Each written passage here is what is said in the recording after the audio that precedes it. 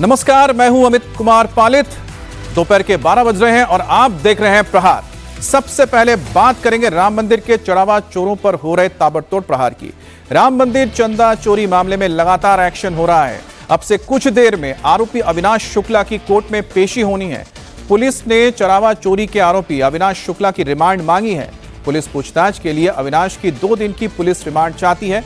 Police की अर्जी पर कुछ देर में स्पेशल कोर्ट में सुनवाई होगी। अविनाश शुक्ला के पास से पुलिस ने 20 लाख से ज्यादा कैश बरामद किया है।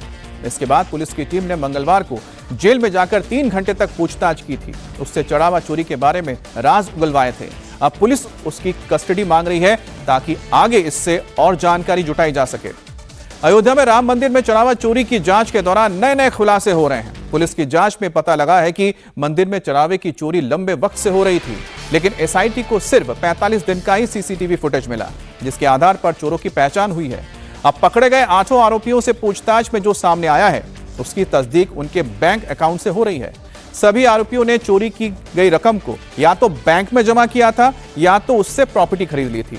अब पुलिस सभी आरोपियों की बैंक डिटेल निकालकर उनसे सवाल जवाब कर रही है। इसमें भी हैरान करने वाला एक खुलासा हुआ है।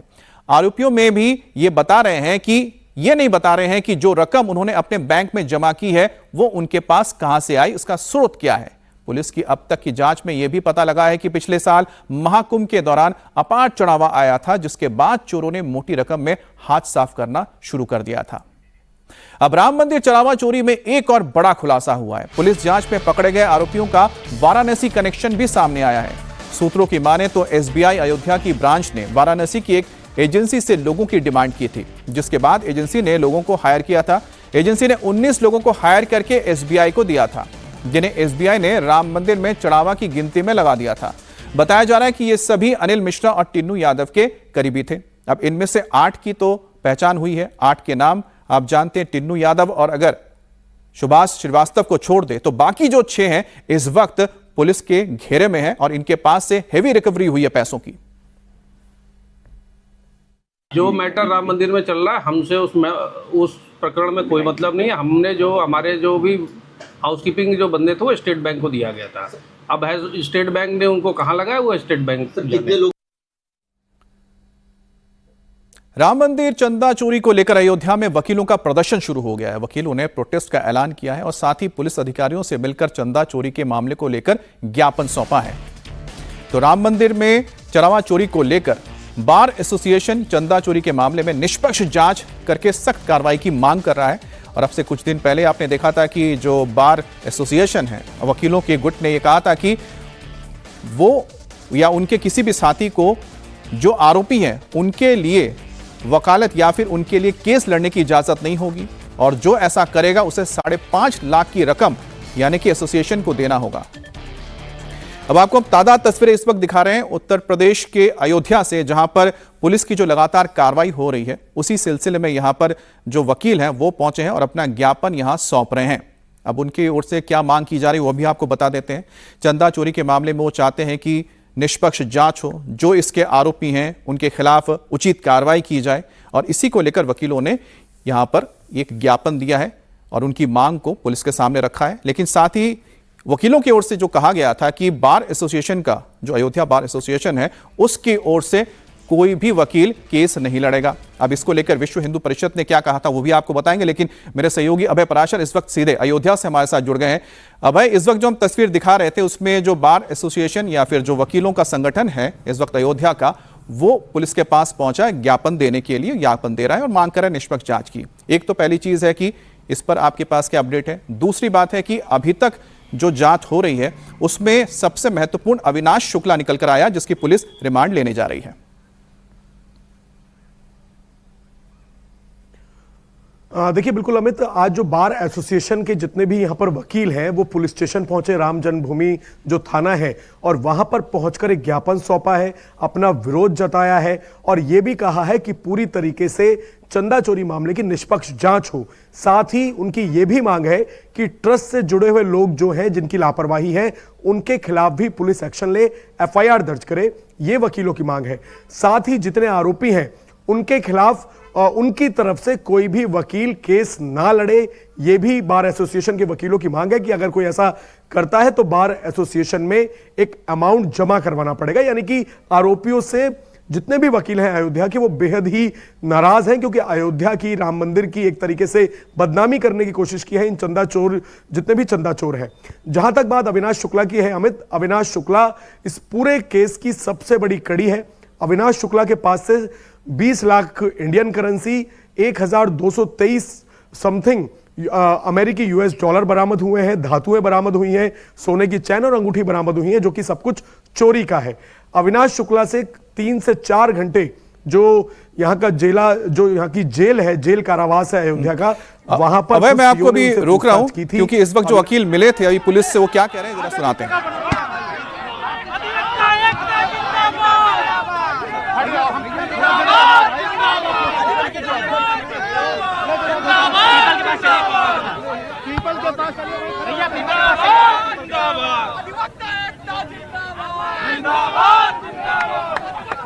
चल करके फिर हम लोग सवारी का उपयोग करेंगे। आप सभी वकील भाइयों से अनुरोध है कि ऐसे कार्य में अपने तख्ते को छोड़कर जरूर आएं और इसके बरामदे के सामने उपस्थित हों। यहां से कूच करने का तुरंत समय हो गया है और हम लोग पहले कुछ दूर तक पैदल जुलूस को ले चलेंगे, फिर जैसी परिस्थिति होगी अपने सवारियों का उपयोग करेंगे।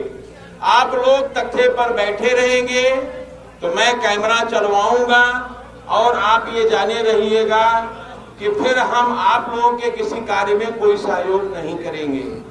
आप ये जान लें कि अधिवक्ता आज की स्थिति में अधिवक्ता समाज के ऐसे समय पर, ऐसे मोड़ पर हम लोग खड़े हैं, पीछे कदम नहीं हटाया जा सकता है। अस्मिता का प्रश्न है, आप सभी लोग बरामदे में उपस्थित हों, साथ में चलने के लिए तैयार रहें। जो लोग नहीं चल पाएंगे सवारी से चला जाएगा। परिस्थितियां सड़क पर देखी जाएंगी, क्या बनती हैं और क्या बिगड़ती हैं। धन्यवाद। जय श्री राम।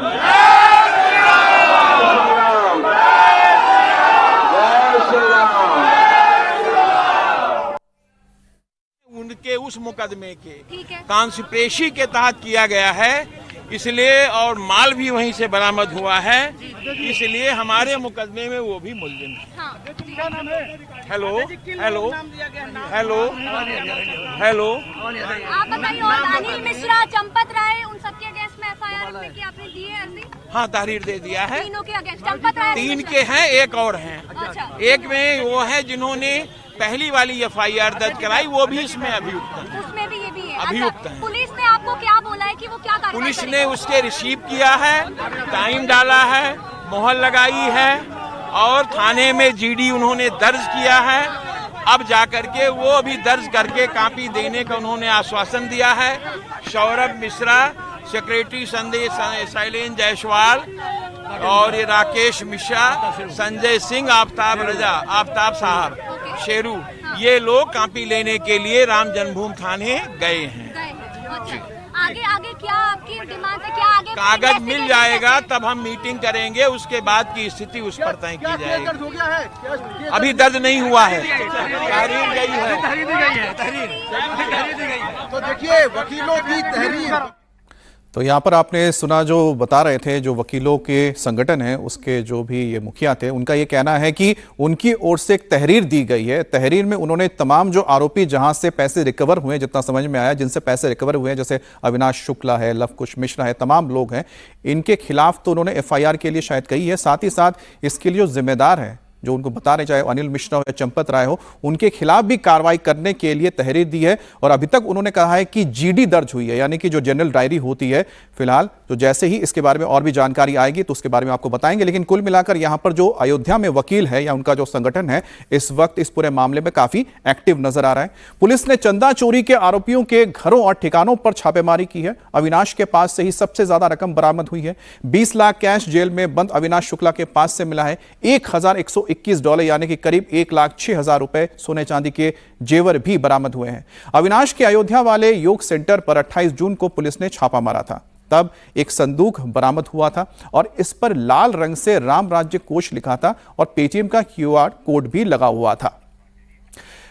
दान चोर के दूसरे आरोपी अनुकल्प मिश्रा, करुणेश पांडे, लवकुश मिश्रा, मनीष यादव, रामाशंकर मिश्रा, टिन्नू यादव के ठिकाने से भी जो बरामद हुआ है, जहां जहां से रकम बरामद हुई है उसकी भी पूरी डिटेल हम आपको बता रहे हैं। अब लवकुश मिश्रा के पास से 14,25,000 रुपए बरामद हुए थे, जिसमें 500 रुपए के 2,850 नोट हैं। अनुकल्प मिश्रा के पास से 16,82,040 रुपए बरामद हुए हैं।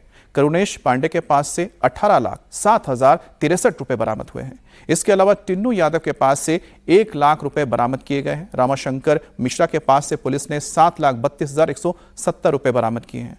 मनीष यादव जो टिन्नू यादव का रिश्तेदार है, उसके पास से 2 लाख रुपए मिले हैं। तो ये पूरा का पूरा ब्यौरा है किसके पास से कितना रिकवर किया गया है।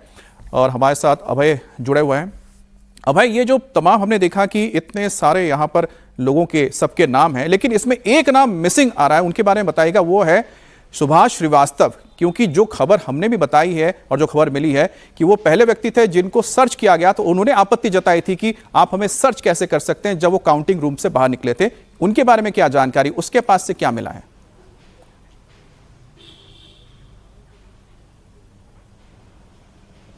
अमित, सुभाष श्रीवास्तव का एक बड़ा मकान है अयोध्या से आउटर इलाके में, एक बड़ा मकान है, लेकिन पुलिस सूत्रों के मुताबिक सुभाष श्रीवास्तव के पास से किसी भी तरीके की कोई रिकवरी अभी तक नहीं हुई है। हालांकि पुलिस ये रिकॉर्ड खंगाल रही है कि उसके ना तो बैंक अकाउंट में कुछ इस तरीके के पैसे मिले हैं, ना ही घर के अंदर तलाशी के दौरान कोई भी पैसे मिले हैं। लेकिन कहां कहां पर प्रॉपर्टी है, ये तमाम चीजें जो हैं अभी इन्वेस्टिगेशन का पार्ट है जी। सुभाष श्रीवास्तव जो है वो एक पहले बैंकर रह चुके हैं और ये जानकारी मिली है कि पहले भी जिस बैंक में वो काम करते थे, लापरवाही के मामले में उनको सस्पेंड किया गया था।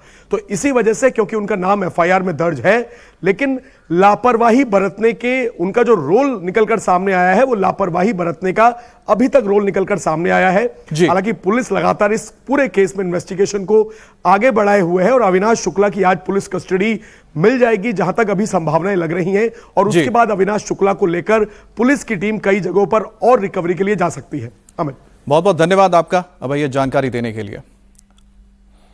और अब बात करते हैं हम टीएमसी की बगावत की। टीएमसी की लड़ाई अब चुनाव आयोग तक पहुंच गई है। थोड़ी देर में टीएमसी के बागी गुट के विधायक दिल्ली में चुनाव आयोग के दफ्तर पहुंचने वाले हैं। ऋतुब्रत बनर्जी के नेतृत्व में टीएमसी का यह बागी गुट मुख्य चुनाव आयुक्त ज्ञानेश कुमार से मुलाकात करेगा और नए गुट को असली टीएमसी के तौर पर मान्यता देने की अपील करेगा। बागी गुट 30 सदस्यीय कार्यकारिणी की लिस्ट भी सौंपेगा। आपको हम बता दें कि 22 जून को बागी गुट ने ममता बनर्जी को चेयरमैन के पद से हटाकर अरूप राय को तृणमूल कांग्रेस का नया चेयरमैन बनाया है। बागी गुट की अपील पर टीएमसी के कई बैंक खाते पहले ही फ्रीज हो चुके हैं। अब ममता बनर्जी की पार्टी के चुनाव चिन्ह जोड़ा फूल पर भी बागी गुट अपना दावा ठोक रहा है। और ऋतुब्रत बनर्जी इसलिए दावा कर रहे हैं क्योंकि उनके पास करीब 60 विधायकों का समर्थन है और 80 में से 60 के करीब अगर ऋतुब्रतों के पास हैं, तो 20 विधायकों के साथ ममता बनर्जी क्या अपने पार्टी का सिंबल, क्या अपने पार्टी का नाम अपने पास रख पाएगी, इसका फैसला लगभग आने वाले कुछ दिनों में हो जाएगा। शोएब हमारे साथ जुड़ गए हैं। शोएब, कितने बजे मुलाकात होनी है और ऋतुब्रतों के साथ कौन कौन से विधायक पहुंच रहे हैं? बिल्कुल, देखिए विधायक पहुंच चुके हैं और इनमें अनूप राय, ऋतुब्रत तो इस पूरे जो डेलीगेशन इसका नेतृत्व करते नजर आ रहे हैं। इसके अलावा अखरुज्जमा, जावेद अहमद और संदीपन साहा, ये तमाम जो विधायक है वो यहाँ पर पहुंचे हुए हैं। इस वक्त उनकी मुलाकात चल रही है। तो जो एक लड़ाई हमने देखी कि पश्चिम बंगाल विधानसभा में भी नजर आई, वहाँ पर जो विधायक थे वो तमाम चीज़ें, फिर सांसदों ने तो अपनी अलग पार्टी में वो शामिल हो गए, लेकिन अब टीएमसी पर कब्जे की जो लड़ाई है उसकी शुरुआत हो चुकी है। ये तमाम जो लोग पहुंचे हैं ये दावा कर रहे हैं कि विधायक उनके साथ है और 2/3 से भी ज़्यादा विधायक उनके साथ है, तो पार्टी उनकी है। चुनाव जो चिन्ह है वो उनका है, पार्टी का जो फंड है वो उनको मिलना चाहिए। इन तमाम दावों के साथ ये लोग यहाँ पर पहुँचे हैं और इलेक्शन कमीशन में वो पहुंचे हुए हैं। मुलाकात हो रही है अधिकारियों से और दावा किया जा रहा है, अपने जो डॉक्यूमेंट्स है वो दस्तखत के साथ उन तमाम चीज़ों को भी लेकर आए। हमें जो जानकारी मिली है और दिखाया जा रहा है कि देखिए पार्टी में अब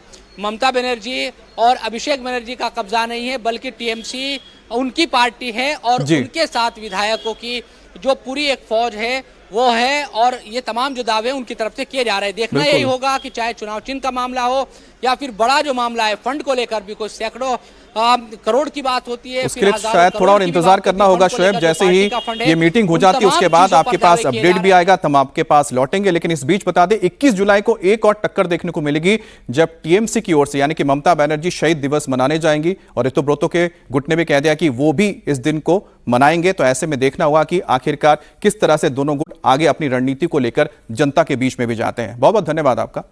अब बात मानसूनी बारिश की करते हैं। पिछले 24 घंटे से मायानगरी मुंबई में मूसलाधार बारिश हो रही है। जगह जगह जल भराव से लोग परेशान हैं। आफत की बारिश ने मुंबई और इससे सटे इलाके में अब तक 4 लोगों की जान तक ले ली है। बारिश के कहर की वजह से हमेशा दौड़ने वाली मुंबई की रफ्तार पर ब्रेक लग गया है। अंधेरी, सायन, कुर्ला, सेंटा क्रूज समेत कई इलाकों में घुटने तक पानी भर गया है। सुबह से हो रही तेज बारिश की वजह से लोगों को समय समय पर अब दिक्कतें आ रही हैं क्योंकि जैसे ही ऑफिस के लिए निकलते हैं वो ट्रैफिक में फंस रहे हैं। पानी भर जाने की वजह से उनकी गाड़ी अटक जा रही है। ट्रेनों पर भी इसका असर पड़ा है। मौसम विभाग ने दोपहर 1:45 पर मुंबई में आज हाई टाइड का अलर्ट भी दे दिया है। हाई टाइड को देखते हुए प्रशासन लोगों को सतर्क कर चुका है।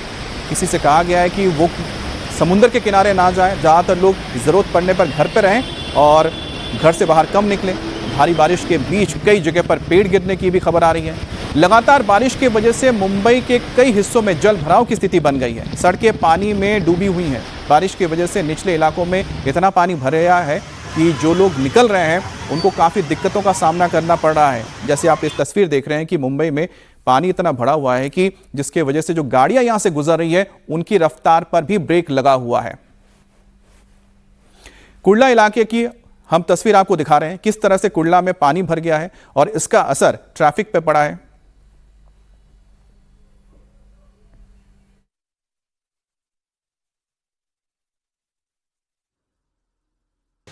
मुंबई में कल रात से रुक रुक कर तेज बारिश जारी है। भारी बारिश के कारण सुबह लोगों को भारी दिक्कतों का सामना भी करना पड़ा क्योंकि मुंबई के लो लाइन इलाकों में जलभराव की स्थिति देखने मिली।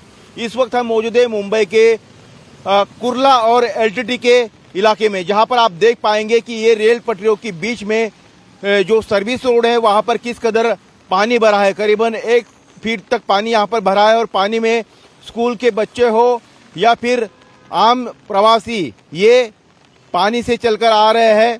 गाड़ियों जो है यूटर्न लेकर जो है वापस जाती हुई दिखाई दे रही है। गनीमत ये है कि अभी हाई टाइड का समय शुरू हो रहा है लेकिन बारिश का जोर उतना नहीं है।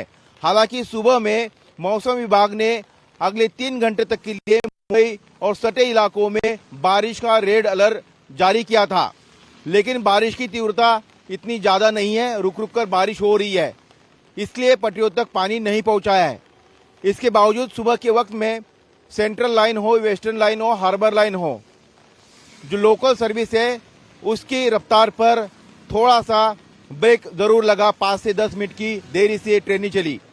इस वक्त आप देख पाएंगे कि रेल पटरियों तक पानी नहीं पहुंचा है, लेकिन सर्विस रोड पूरी तरह से दोनों तरफ से लबालब है। 1:45 बजे 4.40 मीटर यानी कि 14 फीट से ऊंची हाई टाइड की आशंका है। ऐसे समय में तेज बारिश होगी तो मुंबई निवासियों के लिए जरूर मुश्किलें होगी। सुबह के वक्त में मुंबई के परेल, सायन, माटुंगा, कुर्ला, घाटकोपर, मुलुंड, पश्चिम उपनगर में बांद्रा, सेंटा क्रूज, जुहू, अंधेरी जैसे इलाकों में, लो लाइन इलाकों में वाटर लॉगिंग हुई। पिछले 24 घंटे में मुंबई में शहर इलाके में 134 मिलीमीटर, मुंबई के सबर्बन इलाके में 149 मिलीमीटर बारिश जो है दर्ज की गई है। बहरहाल मौसम विभाग ने अगले 24 घंटे के लिए भी भारी बारिश का अनुमान जताया है। लोगों को सतर्क रहने की सूचनाएं दी है। अब तक मुंबई और सटे इलाकों में बारिश के कारण 4 मौतें सामने आई, जिसमें से 2 मौतें मुंबई में तो 2 मौतें मुंबई से सटे नई मुंबई में हुई है। प्रशासन पूरी तरह से अलर्ट है और लोगों को जरूरी ना हो तो लोग बाहर न निकले, ये कहा गया है। तो जैसा कि आपने सुना, हमारे संवाददाता बता रहे थे कि किस तरह के फिलहाल वहां पर हालात हैं, लेकिन सबसे बड़ी दिक्कत है कि 1:45 पर मुंबई में हाई टाइड आना है और जैसा कि सचिन चौधरी ने बताया करीब 14 फीट तक ऊंचाई रहेगी इन लहरों की। अब हाई टाइड से दिक्कत ये आती है कि जो पानी भर गया है इसको निकाला जाता है। अब इसको निकालने के लिए पंप्स लगाए जाते हैं और पानी को डिस्चार्ज किया जाता है समुद्र में, लेकिन समुद्र में जब ऊंची लहरें आएंगी तो पानी वापस शहर के अंदर आ जाता है, जिस वजह से जो वाटर लॉगिंग की समस्या है वो बरकरार रहती है। मुंबई के साथ ही दिल्ली एनसीआर में भी मानसून ने दस्तक दे दी है। दिल्ली नोएडा में सुबह आंधी तूफान के बाद तेज बारिश भी हुई। तेज बारिश की वजह से कई इलाकों में बारिश का पानी भरने से जाम जैसे हालात बन गए। वहीं दूसरी ओर लोगों को भीषण गर्मी से राहत मिली है। दिल्ली में 7 जुलाई तक यानी कि अगले 5 से 6 दिन तक बारिश का अनुमान है। मौसम विभाग का तो कहना है कि मानसून 27 जून को आने वाला था, लेकिन ये दिल्ली में 5 दिन देरी से पहुंचा है। बारिश के बाद से ही पूरे दिल्ली एनसीआर का मौसम भी सुहाना हो गया है। नोएडा, गुरुग्राम और दिल्ली के कई इलाकों में झमाझम बारिश की वजह से तापमान में गिरावट दर्ज की गई है। तो दिल्ली की तस्वीरें आप देख रहे हैं कि किस तरह से बारिश के बाद लोगों ने राहत की सांस ली है। लेकिन लगातार अगर ये बारिश होती रही तो आप समझ सकते हैं कि किस तरह से वाटर लॉगिंग हो जाएगी। वाटर लॉगिंग का मतलब है कि दिल्ली के अंदर ट्रैफिक जाम, जिससे लोगों को दो चार होना पड़ेगा। गर्मी से राहत है, लेकिन बारिश की वजह से जल भराव भी होता है। इस बीच मौसम विभाग ने कहा है कि उत्तर प्रदेश, पंजाब, हरियाणा, इन सभी इलाकों में मानसून पहुंच चुका है और यही वजह कि दिल्ली और इसके आसपास ये बारिश हो रही है। दूसरी तरफ जो पहाड़ी इलाके हैं दिल्ली के आसपास, जैसे उत्तराखंड है, हिमाचल प्रदेश और जम्मू कश्मीर है, यहाँ पर भी 7 जुलाई तक भारी बारिश की चेतावनी दे दी गई है।